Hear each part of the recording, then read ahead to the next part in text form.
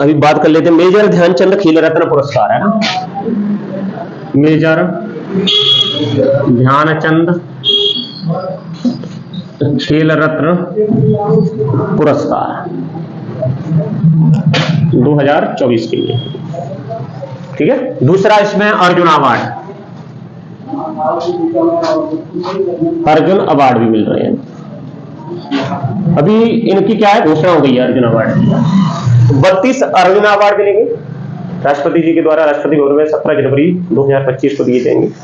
और मेजर ध्यानचंद खेल रत्न पुरस्कार 4 मिलेंगे ना, कुछ ना जाए। अभी इस साल के ना 2020 में मिले थे वही 4-5 लोगों को, जिसमें कौन कौन था 2005 में, 2020 में रोहित शर्मा था, विनेश फोगट थी, मलका बत्रा थी ना, रानी रामपाल, और एक और थी। मेजर ध्यानचंद खेल रत्न पुरस्कार है ना, तो सबसे पहले इसका देख लेते हैं कि भाई किस किस को मिल रहा है ना।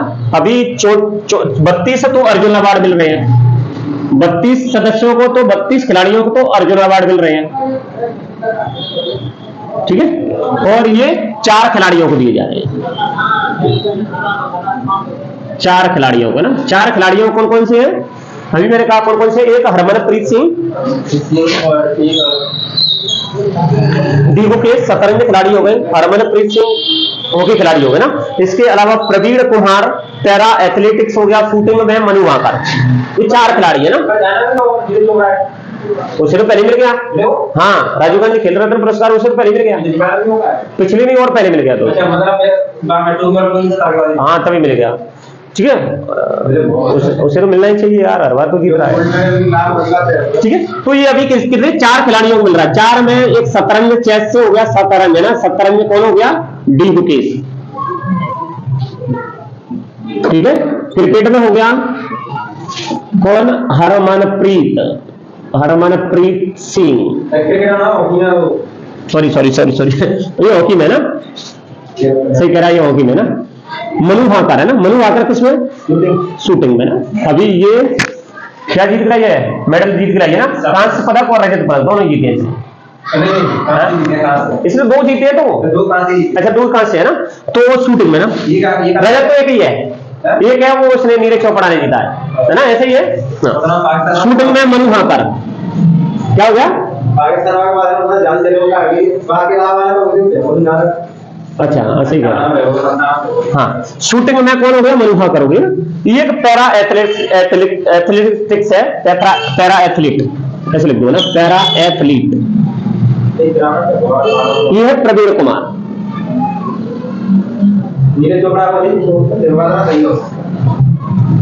ये 4 लोगों को क्या है, मेजर ध्यानचंद खेल रत्न पुरस्कार दिया जा रहा है ना। इसकी घोषणा हो गई अभी ना, अभी इनकी क्या है, घोषणा हो गई है। तो घोषणा किसने की है, युवा मामले एवं खेल मंत्रालय ने इसकी घोषणा की है ना, ठीक है। कि 4 यह राष्ट्रीय पुरस्कारों की घोषणा की है, जिसमें राष्ट्रीय खेल पुरस्कार है ना, उनकी घोषणा की है। और जिसमें सबसे बड़ा खेल रत्न पुरस्कार कौन सा है, मेजर ध्यानचंद खेल रत्न पुरस्कार है। दूसरे पे याद आया है अर्जुन अवार्ड। अर्जुन अवार्ड कितने 32 लोगों को मिल रहा है, 32 खिलाड़ियों को मिल रहा है। इनके नाम लिखना मुश्किल हो जाएगा, वैसे ही ध्यान रखेंगे ना, ठीक है। इसमें अच्छा, इनकी स्थापना कब हुई, 1961 में हुई, 1961 में ना। अभी इसकी राशि कितनी, 15 लाख रुपए मिलती है इसकी, कितनी राशि, 15 लाख है ना, 15 लाख रुपए मिलती है। और रुपए के साथ एक प्रमाण पत्र मिलता है, और क्या मिलता है, प्रमाण पत्र है ना, और पदक। और क्या मिलेगा, और क्या, अर्जुन अवार्ड वो पदक नहीं होता, इसमें ऐसे तीर करके खड़ा है अर्जुन है ना, वही है, हाँ, ठीक है। ये देता कौन है, युवा मामले खेल मंत्रालय घोषणा करता वही देगा ना, राष्ट्रपति जी प्रोवाइड करेंगे, राष्ट्रपति को ना। कब, हाँ कब मिलेगा ये, 17 जनवरी 2025 में ना, राष्ट्रपति भवन में ना। कहां पर दिया जाएगा इनको, राष्ट्रपति भवन में, राष्ट्रपति के द्वारा ना, राष्ट्रपति भवन में, ठीक है। खेल मामले, अब युवा मामले खेल मंत्रालय का मंत्री कौन है, स्टूडेंट है, मनसुख मंडाविया है ना, मनसुख मंडाविया है, हाँ। तो युवा मामले खेल मंत्रालय, इसका गठन कब हुआ, 9वें एशियाई खेलों के आयोजन के समय ये युवा मामले खेल मंत्रालय का गठन 1982 में हुआ। और इसका अभी प्रभार किसके पास है, मनसुख मंडाविया के पास है ना, ठीक है। स्थापना इसकी सबको पढ़ते जाएंगे, है ना, इसमें बहुत सारे क्वेश्चन निकलेंगे एक्चुअली। ठीक है, तो युवा मामले खेल मंत्रालय की स्थापना कब हुई? 1982 में हुई। ठीक है, 9वें एशियाई खेलों के समय, 9वें एशियाई खेलों के आयोजन के समय ना, खेलों के आयोजन के समय इसकी स्थापना हुई। ठीक है, अभी इसका हेडक्वार्टर कहां है? नई दिल्ली में है, नई दिल्ली में इसका हेडक्वार्टर है। ठीक है, अभी इसके मंत्री कौन है? जिम्मेदार मंत्री मनसुख मांडविया ना, मनसुख मंडाविया। ठीक, मनसुख मंडाविया। किरण रिजिजू भी रहे हैं, लेकिन अभी मनसुख मंडाविया है वर्तमान में ना। हाँ, तो किरण रिजिजू बता रहा होगा वो। अनुराग ठाकुर है ना, अभी तो वर्तमान में मनसुख मंडाविया। ठीक है, तो ये क्या युवा मामले खेल मंत्रालय से संबंधित जानकारी कभी आ जाए तो बता दो। कहीं भाई कहीं क्या है? नई दिल्ली में हेडक्वार्टर 1982 में बना। 1982 में कौन था? 9वें एशियाई खेल का आयोजन के समय इसका उद्घाटन हुआ और ये बना ना। चल रहा है? चल रहा है। कौन भेज रहा है ये? ठीक है, अब अर्जुन अवार्ड का भी बता दी भाई। 1961 में इसकी स्थापना हुई। 15 लाख रुपए वर्तमान में इसकी राशि है और एक प्रमाण पत्र ये पढ़ा। हाँ बिल्कुल, यही बताएंगे हम, है ना। खेल रत्न पुरस्कार, खेल रत्न से पहले इसको क्या बोलते थे? राजीव गांधी खेल रत्न पुरस्कार मिलते। राजीव गांधी खेल रत्न पुरस्कार, है ना, खेल रत्न पुरस्कार बोलते थे। ठीक है, इसकी स्थापना 1991 और 92 में की। स्थापना 1991 और 92 में हुई है ना। ठीक है, किस क्षेत्र में दिया जाता है ये? पहले दिया जाता था कि वर्ष में कोई खिलाड़ी क्या उत्कृष्ट और शानदार प्रदर्शन करे। अब पिछले समय से क्या 4 साल का देखा जाता है ना। कितना? 4 वर्षों में ना, 4 वर्षों में शानदार उत्कृष्ट, उत्कृष्ट है ना प्रदर्शन के लिए दिया जाता है ना। समझ आ रहा है? उत्कृष्ट प्रदर्शन के लिए ना। प्रथम किसको मिला? प्रथम पुरस्कार है ना, किसको मिला? विश्वनाथ आनंद, है ना, विश्वनाथ आनंद, आनंद है ना। ये पहला पुरस्कार था जब इसकी राशि शायद 5 लाख रुपए थी, है ना, 5 लाख रुपए थी तब, है ना। ठीक है, विश्वनाथ, ये शतरंज है ना, शतरंज का खिलाड़ी है। शतरंज की बेताज बादशाह बोलते हैं इसको ना। ठीक है, सबसे पहला ग्रैंड मास्टर भारत का, है ना। ठीक, तुर्क मिला ना। अब इनका नाम परिवर्तन कर दिया। नाम परिवर्तन किसने? अभी ये बीजेपी की सरकार आई है, 2021 में इसका नाम परिवर्तन हो गया। कब? 6 अगस्त 2021 में शायद, है ना। ठीक है, नाम परिवर्तन, नाम परिवर्तन करके कौन सा कर दिया? मेजर ध्यानचंद, है ना, मेजर, ऊपर लिखा है वैसे तो ध्यानचंद खेल रत्न, खेल रत्न। ठीक है, ये कैसा है? ये पूरे कह सकते हैं खेल के क्षेत्र में सबसे बड़ा पुरस्कार है भारत का ना, खेल रत्न पुरस्कार। आज अगर इसकी राशि देखी जाए ना, कहां पर लिख दूं इसको? राशि को यहीं पे लिख दूं। ठीक है, कब इसका नाम परिवर्तन कब हुआ? 6 अगस्त 2021 में नाम परिवर्तन कर दिया। अभी स्टार्टिंग में इसकी राशि कितनी थी? राशि 5 लाख रुपए थी, है ना। वर्तमान में इसकी राशि कितनी कर दी है? 25 लाख। वर्तमान में 25 लाख, 25 लाख रुपए कर दिए ना। ठीक है, ये अपना कब हुआ है? 2018 में। 2018 में 7.5 लाख थी, है ना। ठीक है, इसको कितनी मिलती है? 15 लाख रुपए ना, लिख दिया ना। अब क्वेश्चन आता है आखिर मेजर ध्यानचंद खेल रत्न पुरस्कार मेजर ध्यानचंद के नाम पे क्यों रखा? समझ आ रहा है? तो ये खेलों के मामले में सबसे बड़ा क्या था? हॉकी का खिलाड़ी था और महान हॉकी का खिलाड़ी, हॉकी जादूगर द मैजिशियन के नाम से जाना जाता था। इसके नेतृत्व में 3 बार जीती है ना, 1928, 32, 36, मतलब लगातार जीती है। 28 में एम्स्टर्डम, है ना, और 1932 में कहाँ? लॉस एंजल्स, हाँ, और 1936 में बर्लिन में, जापान में ना। तो बर्लिन, सॉरी जर्मनी, जापान नहीं, जर्मनी। जर्मनी है ना। तो क्योंकि जर्मनी का उस समय हिटलर था, उसके प्रदर्शन को देख करके मैदान छोड़कर वो स्टेडियम छोड़कर भाग गया और बाद में फिर उसको क्या दिया, एक प्रस्ताव दिया कि भाई हमारी तरफ से खेलो ना, हम तुम्हें मालामाल कर देंगे। फिर उसने क्या उसको मतलब प्रस्ताव ठुकरा दिया, बोले हम अपने देश के लिए खेलते हैं। तो ऐसे महान खिलाड़ी थे मेजर ध्यानचंद ना। ऐसा बताते हैं कि इसकी जो स्टिक थी है ना, स्टिक से बॉल चिपक जाती थी है ना, जांच भी बैठी है ना कि भाई ये हाँ चमक की कहते थे, चमक तो हाँ चमक तो नहीं लगा लेते ना, तो उस पर जांच भी चली। ठीक है, तो ये किसके नाम से है, मेजर ध्यानचंद है ना, मेजर ध्यानचंद के नाम पर। अब ध्यानचंद का पहले नाम क्या था, ध्यान सिंह था ना, क्या नाम था, ध्यान सिंह था ना। हाँ, ये 29 अगस्त 1905 में इनका जन्म हुआ ना, 29 अगस्त 1905 में इनका क्या हुआ, जन्म हुआ। कहां पर, प्रयागराज में, प्रयागराज यूपी। अगर अब पहले इलाहाबाद था एक्चुअली, जन्म कहां पर, इलाहाबाद यूपी है ना। वर्तमान में इसको क्या बोलेंगे, प्रयागराज, प्रयागराज है ना। ठीक है, अभी 1979 में इनकी मृत्यु हुई ना, मृत्यु का आ जाते हैं तो आ जाते हैं, लेकिन तो झांसी में अंतिम संस्कार कर दिया गया ना। ठीक है, 3 दिसंबर 1979 में मृत्यु, कहां पर, झांसी।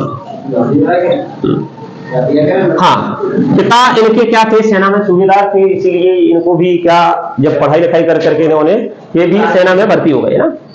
16 वर्ष की उम्र में, मतलब उन कहते हैं 1922 में 16 वर्ष की उम्र हुई थी। 16 वर्ष की उम्र में ये ब्राह्मण रेजिमेंट में सेना में भर्ती हो गए। और उस समय एक कोई तिवारी करके, क्या मेजर तिवारी चलता था, तो मेजर तिवारी ने इनको क्या किया, मोटिवेट किया, मतलब है ना, हॉकी खेलने के लिए मोटिवेट किया ना।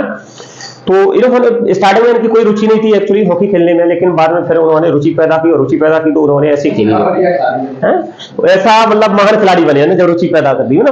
ये मतलब रात में भी जो चांद के उजाले में ये क्या हॉकी खेलते थे ना, इसीलिए इनका नाम भी मानते हैं कि भाई ध्यानचंद नाम पड़ गया। ठीक है, और इनको अच्छा ऐसे लिख लो ना, 1922 में ये ब्राह्मण रेजिमेंट है ना, प्रथम ब्राह्मण रेजिमेंट में भर्ती हुई सेना में, प्रथम ब्राह्मण रेजिमेंट है ना, रेजिमेंट सेना में भर्ती हुई। ठीक है, वहां पर इनको ट्रेनिंग दी गई, हॉकी की ट्रेनिंग दी गई है ना, मेजर तिवारी के द्वारा।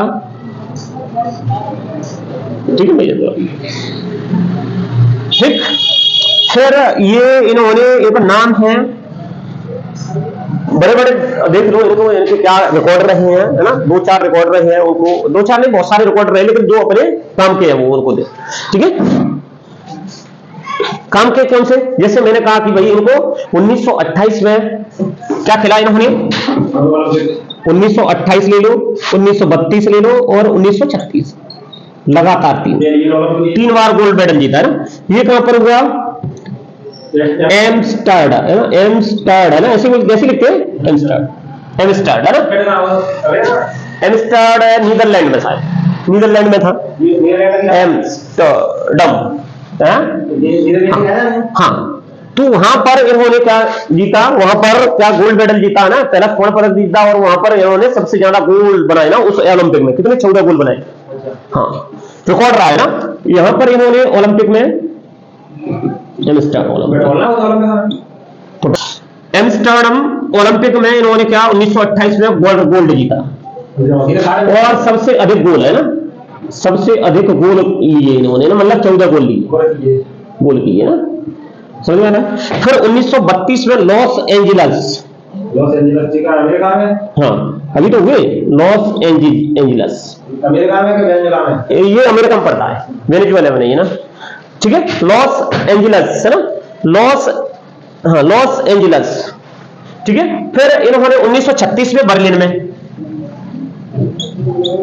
है ना, ये कहां पर है, जर्मनी में। ठीक है, जर्मनी में, यहां पर भी इन्होंने 3 गोल किए, और ओलंपिक इन्होंने जीता ना, ओलंपिक में गोल्ड जीता ना। तो और ने भी तो बनाए थे इनके सबसे ज्यादा गोल, ये पूरे ओलंपिक में थे। एक मैच की बात हो रही है, ये एक मैच की बात हो रही है पूरे ओलंपिक में ना, जो एम्स्टर्डम में जो ओलंपिक पूरा हुआ उसमें और भी तो टीमें खेली होगी ना, तो सब टीमों में मिलाकर के इन्होंने क्या करे 14 गोल हासिल किए पूरे टूर्नामेंट में ना। और यहाँ पर बर्लिन में ये एक मैच में 3 गोल जीत करके इन्होंने पूरा ओलंपिक की भी मैच जीता ना। और इस मैच को देख करके वो स्टेडियम से जर्मन तानाशाह हिटलर वहां से भाग गया, ठीक है। और बाद में उसको ऑफर भी दिया ना। 1956 में आकर के इन लोगों को ये पुरस्कार मिला, 1956 में पद्म भूषण पुरस्कार है ना। कौन सा पुरस्कार है, कहाँ पर लिख दूं, यहीं पर लिख दूं 1956 में ना, इधर लिख देते हैं हाँ यहां पर लिख देना 1956 में पद्म भूषण मिला,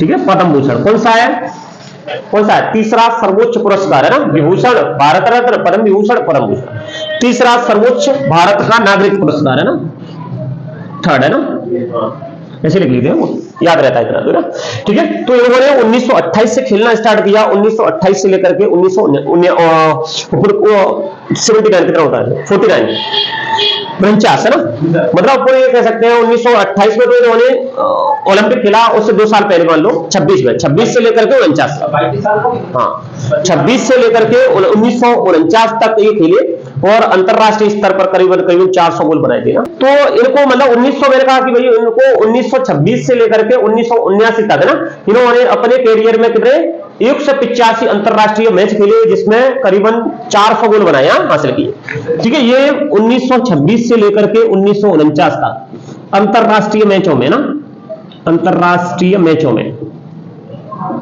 कितने 185 मैचों में, कितने में 185 मैचों में ना कितने 400 से अधिक गोल बनाए,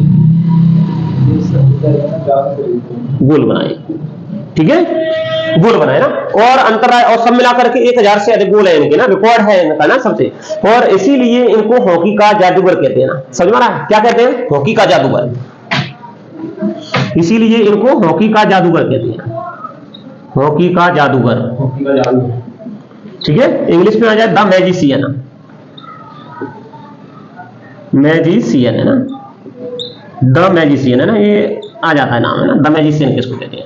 फिर आ जाए इनकी आत्मकथा कौन सी है, आत्मकथा है ना, आत्मकथा इनकी गोल के नाम से है, ये कुछ सुनाने लायक है, आत्मकथा इनकी गोल के नाम से है।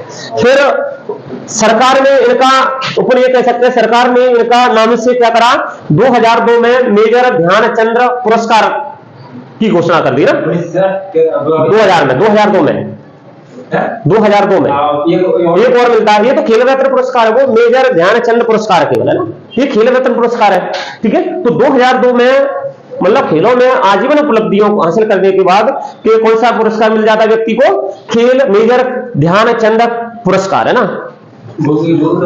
ठीक है, मेजर ध्यानचंद पुरस्कार है ना, ठीक है। ये भारत सरकार ने कब स्थापना की इसकी, भारत सरकार ने कब 2002 में, ठीक है। ये पुरस्कार है, ये खेलों में आजीवन उपलब्धि के लिए ना, खेलों में आजीवन अचीवमेंट के लिए, आजीवन उपलब्धियों के लिए, उपलब्धियों ना, उपलब्धियों के लिए, खेलों में आजीवन उपलब्धि के लिए ना, खेलों को, खेल संस्कृति को बढ़ाने के लिए ना, ठीक है, खेल संस्कृति को बढ़ाने के लिए ना,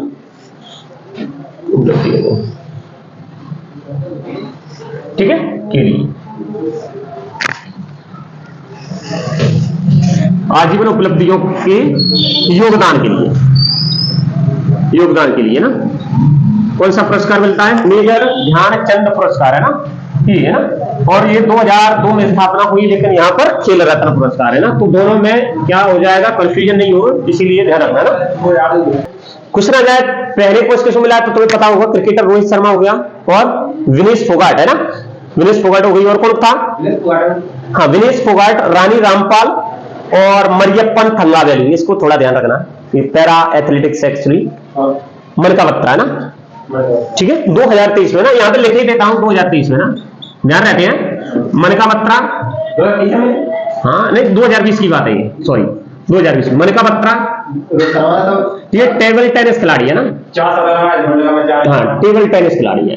रोहित शर्मा को ना, रोहित शर्मा ये क्रिकेट का है ना, रानी रामपाल, रानी रामपाल है ना, रानी रामपाल, ये हॉकी की है ना, ठीक है। 3 तो ये हो गए, और कौन था, विनेश फोगाट है ना, विनेश फोगाट, ये कुश्ती की है, ठीक है, ये कुश्ती की है ना। और मैंने कहा मरियम थंगावेलु है ना, ये थोड़ा सा इंपोर्टेंट तो नहीं है लेकिन याद करने में दिक्कत आ रही है, मरियप्पन थंगावेलु है ना, कौन जो है, मरियप्पन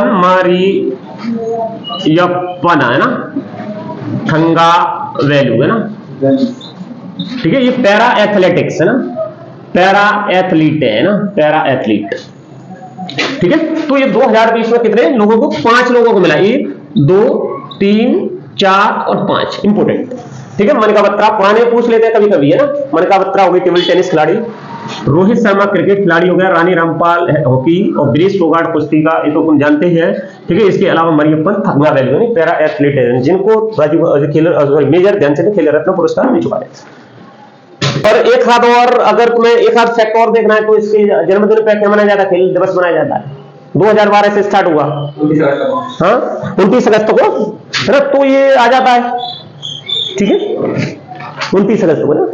अब इसको कहां लिखूं, जगह ही है ना, इसको चलो यहां लिख देते हैं ना, ठीक है, 29 अगस्त को,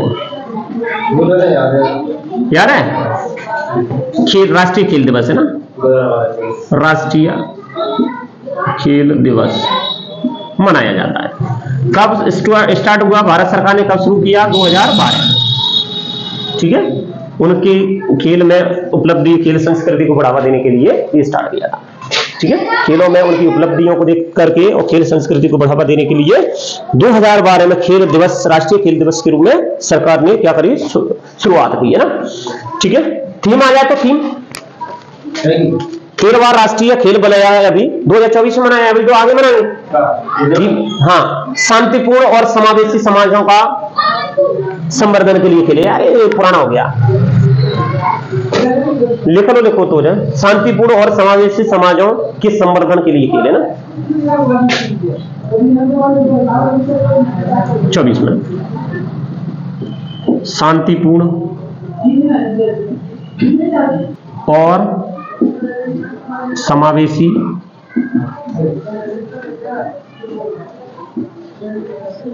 संवर्धन के लिए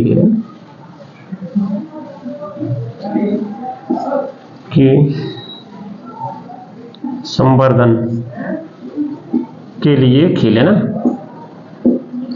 ठीक है। तो यूडाई है ना, UIDAI है ना, यूनिक आइडेंटिफिकेशन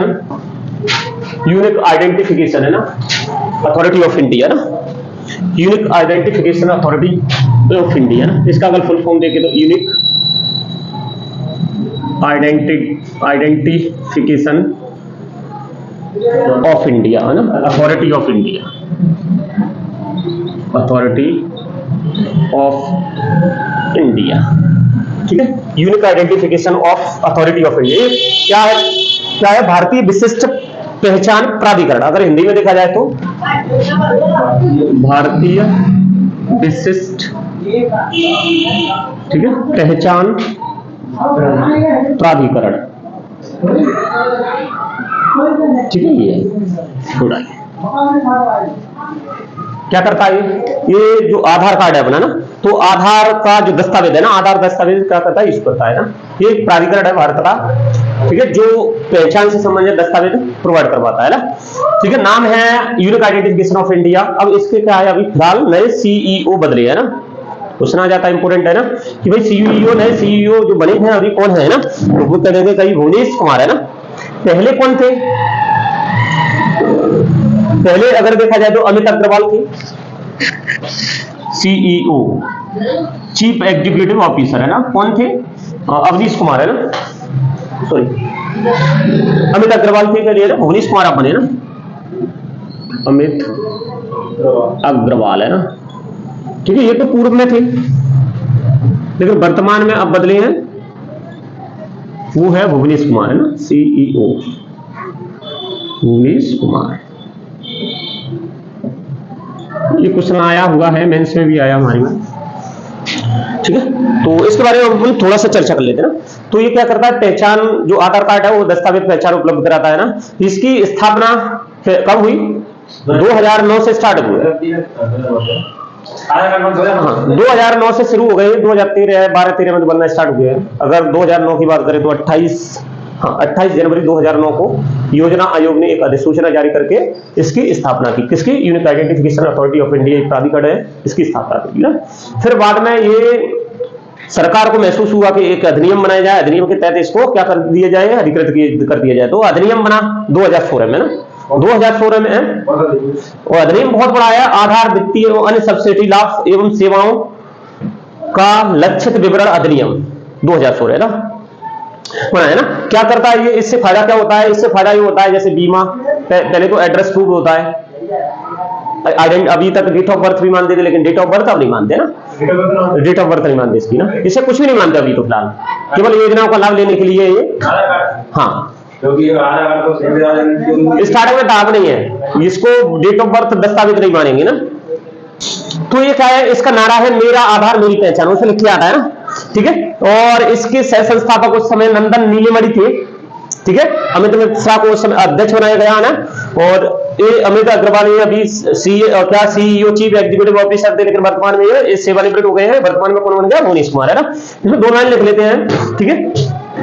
किसके अंतर्गत कार्य करता है? इलेक्ट्रॉनिक्स एवं सूचना प्रौद्योगिकी मंत्रालय के अंतर्गत है ना। 2016 में मंत्रालय बना है। मंत्रालय किसके अंडर में? जो कैबिनेट मंत्री है उसके अंडर में। कैबिनेट मंत्री कौन है? सूचना एवं प्रौद्योगिकी कैबिनेट मंत्री कौन है? अश्विनी वैष्णव। इसकी शुरुआत है ना, इसकी शुरुआत कब हुई? जैसे मैंने कहा योजना आयोग ने, है ना, उस समय योजना आयोग चलता था कांग्रेस के समय ना। योजना आयोग ने 28 जनवरी है ना, 28 जनवरी 2009 को एक अधिसूचना जारी करे ना। 28 जनवरी है डेट, हाँ, ठीक है। आयोग ने क्या करा? 28 जनवरी 2009 को एक अधिसूचना जारी करे ना, अधिसूचना जारी कर गठन किया। लेकिन अब ये योजना आयोग क्या हो गया? नीति आयोग बन गया, ठीक है। फिर संसद ने इसको क्या करा? एक अधिनियम पारित करके, इसे लोकसभा में अधिनियम पारित करके इसे अधिकृत कर दिए गए ना। मतलब स्टार्टिंग में एक तरह से कह सकते हैं ये एक क्या था? योजना ही थी। अभी इसका 11 मार्च 2016 को ये क्या एक एक्ट बनाया गया, इसके लिए एक अधिनियम पारित किया गया। आधार, वित्तीय एवं अन्य सब्सिडी है ना, आधार, वित्तीय एवं अन्य सब्सिडी है ना, लाभ और सेवाओं का लक्षित विवरण है ना, लक्षित विवरण, ठीक है। ये 2016 में पारित किया गया। तो ये उड़ाई क्या 2009 में आई था। बढ़िया पहचान दस्तावेज है, आधार कार्ड है, नारा है मेरा आधार मेरी पहचान, यही है, ठीक है। और 2009 में योजना आयोग ने एक अधिसूचना जारी करके इसको गठन किया। अब फिर 2016 में ना 11 मार्च 2016 में अधिनियम पारित कर दिया। यहां इसका नारा कौन है? मेरा आधार। कभी कभी यही आ जाते हैं, तो मेरी पहचान, समझ में आ रहा है? ये छोटी चीज आ जाती है, मेरा आधार मेरी पहचान। किसके अंडर में ये? इलेक्ट्रॉनिक एवं सूचना है ना, प्रौद्योगिकी मंत्रालय, प्रौद्योगिकी मंत्रालय के अंदर। ये मंत्रालय भी कब बना? 2016 में ना। ये मंत्रालय भी अभी नया बना है, मान लो ना, 19 जुलाई 2016 में बना। हाँ, स्थापना 19 जुलाई 2016 में, ठीक है। और नई दिल्ली में इसका हेडक्वार्टर है, नई दिल्ली में इसका हेडक्वार्टर है, ठीक है। इसके सूचना प्रौद्योगिकी मंत्री कौन है? केंद्रीय मंत्री मनसुख मांडविया कौन है? अश्विनी वैष्णव। इसके मंत्री कौन है? हाँ, सूचना प्रौद्योगिकी मंत्रालय की ना, अश्विनी वैष्णव है, अश्विनी वैष्णव है ना, वैष्णव है ना, कैसे लिखते हैं? वैष्णव। अश्वनवी, क्या है यार इसका नाम? अश्वनवी डैश है ना, ठीक है। अश्वनवी वैष्णव इसके स्टार्टिंग में एक्चुअली ये क्या, ये विभाग के रूप में इसकी स्थापना हुई, लेकिन अब ये मंत्रालय बन गया ना। कोई क्या मंत्रालय? इलेक्ट्रॉनिक सूचना प्रौद्योगिकी मंत्रालय है, जो 19 जुलाई 2016 में इसका गठन हुआ और हेडक्वार्टर नई दिल्ली में। अश्वनी वैष्णव इसके जिम्मेदार मंत्री है ना। तो इसके अंडर में ये क्या है? उड़ाई है ना, समझ आ रहा है? अब इसमें आपको लिखना है कि भाई इसके संस्थापक कौन थे ना। तो इसके संस्थापक थे नंदन नीलेकणी है ना, नंदन नीलेकणी, नंदन नीलेकणी, हाँ नंदन नीलेकणी है ना। नंदन नीलेकणी इसके क्या है? हाँ ठीक, इतना है। लाभ क्या है इसके? जैसे मैंने कहा, ये पहचान और जो लाभ, जो सब्सिडी मिलती है ना, सब्सिडी का हस्तांतरण इसी के तहत होता है ना, सबको सब्सिडी मिल रही है इसी की सहायता से। दूसरा, ये बीमा वगैरह, बैंक खाता खुलवाओ, ये इसके लाभ है, समझ में आ रहा है? और इसको मतलब ये कह सकते हैं विश्व की सबसे बड़ी योजना है, मान लो पहचान है ना। इसको दुनिया की सबसे बड़ी बायोमेट्रिक आईडी प्रणाली है ना, दुनिया की सबसे बड़ी बायोमेट्रिक प्रणाली है, ठीक है। इसके बारे में बस है ना, ज्यादा ज्यादा ये आ सकता है। दूसरा, ये नया करंट अफेयर्स वाला भुवनेश कुमार। तीसरा, ये भी पूछ लेते हैं छोटे मोटे में है ना, इसके किनारा क्या है ना, पूछ लेते हैं ना। संस्थापक नंदन नीलेकणी थे, ठीक है, लिख लो इसको।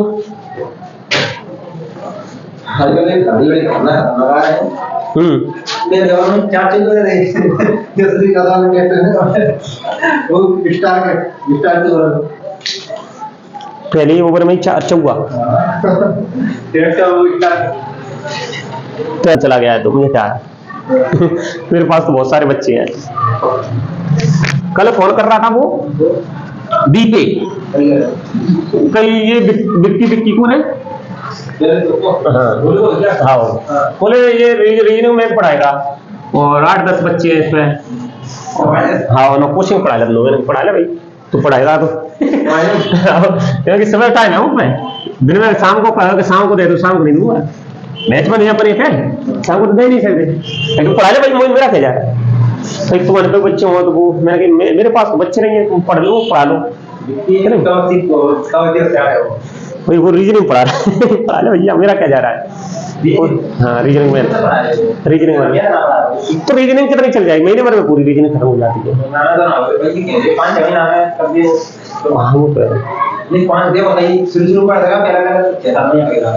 नहीं 6-7 महीना रीजनिंग के लिए, 6-7 महीने बात होती है। पढ़ा लो, तुम पे 10-12 बच्चे हैं तो जीएस का मैं ले जाया करूंगा, तुम पैसे से पढ़ा लो, कहीं पढ़ा दूंगा और क्या जा रहा है, मैच बना रहेगा और क्या होगा।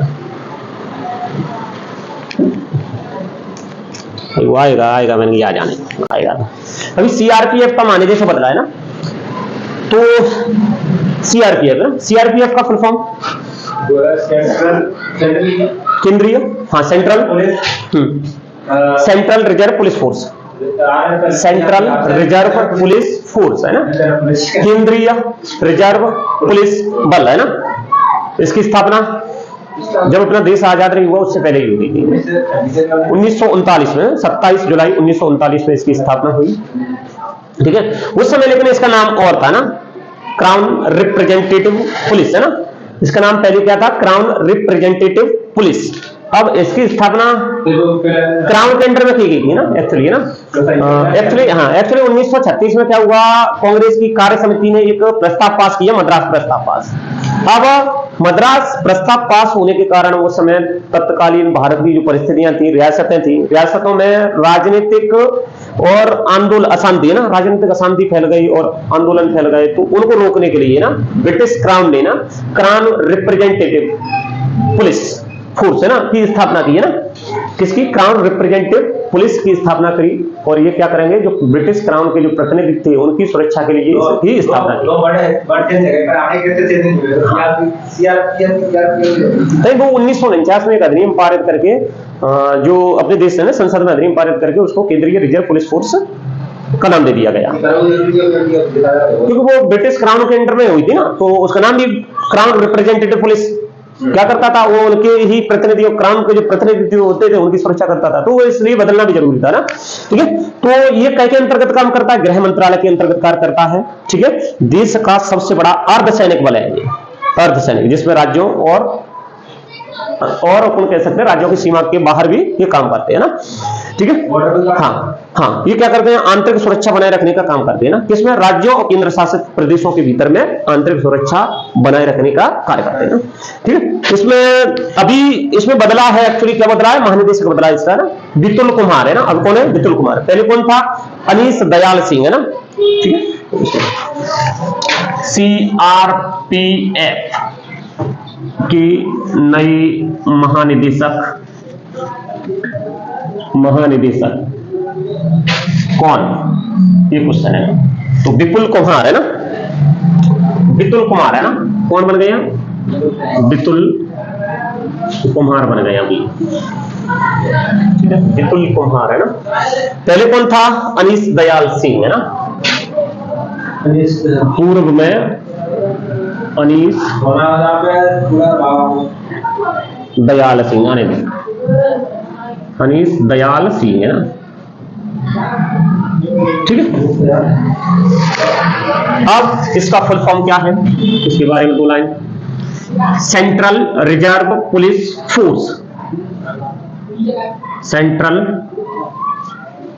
Reserve police force. ठीक है, इसका full form central reserve police force है। ठीक है, अगर स्थापना केंद्रीय, इसको वैसे भी लिख लो ना, केंद्रीय रिजर्व पुलिस बल है ना। स्थापना 27 जुलाई 1939 में इसकी स्थापना हुई है। ठीक है, इसका हेडक्वार्टर नई दिल्ली, नई दिल्ली में इसका हेडक्वार्टर है। ठीक है, जब इसकी स्थापना हुई है ना, अभी तो देख लो, स्थापना हुई तब, कब हुई स्थापना, जैसे मैंने कहा कि भाई 27 जुलाई 1939 में हुई। उस समय नाम था इसका क्राउन रिप्रेजेंटेटिव पुलिस है ना, क्राउन रिप्रेजेंटेटिव है ना, रिप्रेजेंटेटिव पुलिस नाम था।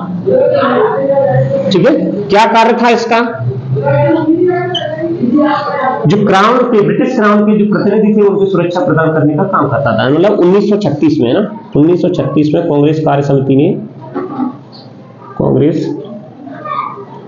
समिति ने क्या करा, एक मद्रास प्रस्ताव पास किया है, मद्रास प्रस्ताव की वजह से ना, मद्रास प्रस्ताव की वजह से क्या हो गया, राजनीतिक अशांति और आंदोलन होने लगे। राजनीतिक अशांति व आंदोलन है ना, आंदोलन को रोकने के लिए ना। ठीक है, को रोकने के लिए किसने, क्राउन ने ना, ब्रिटिश क्राउन ने, ब्रिटिश क्राउन ने स्थापना की, CRP की स्थापना की। ठीक है, CRP की स्थापना किसने की, ब्रिटिश क्राउन ने की। उस समय नाम था क्राउन रिप्रेजेंटेटिव पुलिस है ना। तो ये भी कह सकते हैं ना, ये क्राउन रिप्रेजेंटेटिव है ना, क्राउन की प्रतिनिधियों है ना, प्रतिनिधियों ना की सुरक्षा के लिए इसकी क्या की गई, स्थापना की गई है ना। अब बात आती है कि भाई अब ये किसके अंतर्गत कार्य करता है, गृह मंत्रालय के अंतर्गत है ना, के अंतर्गत, गृह मंत्रालय के अंतर्गत, गृह मंत्रालय के अंतर्गत कार्य करता है। गृह मंत्रालय का मंत्री कौन, अमित शाह, ठीक है, अमित शाह आ जाने दे, ठीक है। ये क्या है, भारत का सबसे बड़ा सैनिक बल है ना, अर्ध सैनिक बल है ना, अर्ध सरकारी नहीं, अर्ध सैनिक बल है ना, ठीक है। क्या करता है, ये केंद्र सॉरी राज्य और जो यूनियन टेरिटरीज है उनकी क्या अंतरिक्ष सुरक्षा का काम करता है ना, कैसे कह सकते हैं, राज्य व यूनियन टेरिटरीज है ना की आंतरिक सुरक्षा, आंतरिक सुरक्षा को बढ़ाने में सहयोग करता है ना, सहयोग करता है ना, ठीक है। अब इसमें एक हर पॉइंट क्या रह सकता है, जो सभी हो गया। हाँ, इसका नाम चेंज, अभी तक इसका क्या था, क्राउन रिप्रेजेंटेटिव पुलिस था, लेकिन एक केंद्रीय रिजर्व पुलिस बल कब 1949 में एक एक्ट पारित करके इसका नाम चेंज कर दिया गया। तो ये एक लाइन और है अपनी, ठीक है। कब केंद्रीय रिजर्व पुलिस बल अधिनियम है ना, कब 1949 में पारित किया, 28 दिसंबर 1949 में पारित किया। कहां पर लिख दूं, ये यही लिख दूं ना, पहले क्या था, सीआरपी था, नाम परिवर्तन कब किया गया, ठीक है, नाम परिवर्तन केंद्रीय रिजर्व पुलिस बल अधिनियम 1949 में पारित किया ना, कब 28 दिसंबर 1949, ठीक है, पारित करके नाम चेंज कर दिया गया, सीआरपीएफ नाम लिख दिया, ठीक है। ये तुम्हारा सीआरपी से रिलेटेड हो गया पूरा ना, जब चाहो